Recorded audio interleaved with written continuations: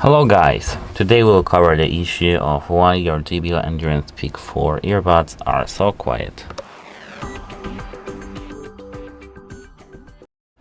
The first thing may be just discharge the battery. Try to charge its battery up to 100%, both the case and earbuds.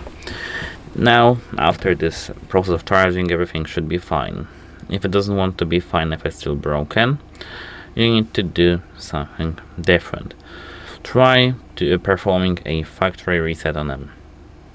You need to you can check our channel if you want to know how to do that. So this is the first thing. The second. The third thing actually is that you need to check if the player isn't the issue.